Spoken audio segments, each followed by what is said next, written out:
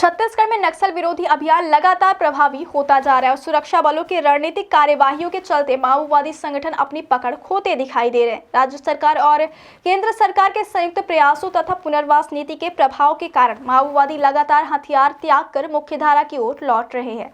इसी कड़ी में सोमवार को एक बार फिर बड़ी सफलता मिली जब सुकमा जिले में 15 नक्सलियों ने आत्मसमर्पण कर दिया।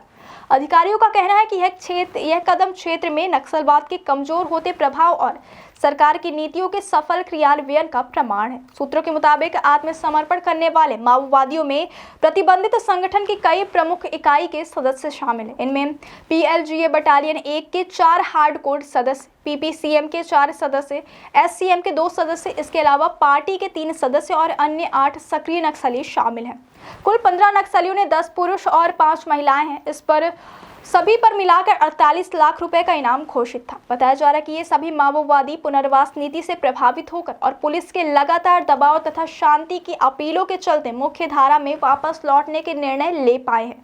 आत्मसमर्पण करने वालों में शामिल कुछ नक्सलियों ने यह दावा किया कि आने वाले समय में बटालियन के बड़े नेता बारसे देवा सहित कई अन्य वरिष्ठ नेता भी हथियार छोड़ सकते हैं। सुरक्षा विशेषज्ञ इस दावे को महत्वपूर्ण मान रहे हैं क्योंकि बारसे देवा कई बड़ी वारदातों का मास्टरमाइंड रहा और उसका आत्मसमर्पण नक्सल संगठन के ढांचे को गहरा आघात पहुंचा सकता है।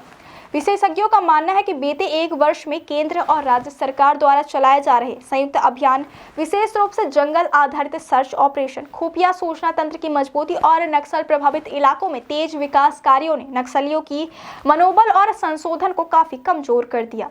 सुरक्षा बल और स्थानीय प्रशासन का दावा है कि हाल ही के महीनों में नक्सलियों की बदलती रणनीति, अंदरूनी मतभेद, आर्थिक तंगी और लगातार बढ़ते दबाव के कारण माओवादी कैडर में निराशा बढ़ रही। साथ ही सरकार की सरेंडर व पुनर्वास नीति ने न केवल आश्रय, सुरक्षा और आर्थिक सहायता की गारंटी दी बल्कि समाज में सम्मानजनक रूप से लौटने का रास्ता भी खोला। यह सकारात्मक माहौल निचले स्तर के कैडरों को मुख्यधारा से लौटने के लिए प्रेरित कर रहा है। महानिरीक्षक अमरेश मिश्रा ने इस आत्मसमर्पण को क्षेत्र में शांति बहाली की दिशा में एक महत्वपूर्ण उपलब्धि बताया। उन्होंने कहा कि इतने अधिक संख्या में सक्रिय और हार्डकोर माओवादी का आत्मसमर्पण न सिर्फ संगठन की ताकत को कमजोर करता है बल्कि स्थानीय स्तर पर सुरक्षा वातावरण को भी मजबूत बनाता है। IG मिश्रा के अनुसार यह आत्मसमर्पण विशेष रूप से उदंती एरिया कमेटी के संचालन क्षमता को गंभीर रूप से प्रभावित करेगा, जो लंबे समय से इस क्षेत्र में हिंसा की घटनाएं संचालित कर रही थी। उन्होंने यह भी बताया कि इस प्रक्रिया का निर्णायक मोड़ तब आया जब नक्सली कमांडर सुनील ने एक सार्वजनिक संदेश जारी कर शांति की अपील की और अपने साथियों से हथियार छोड़ने का आग्रह किया।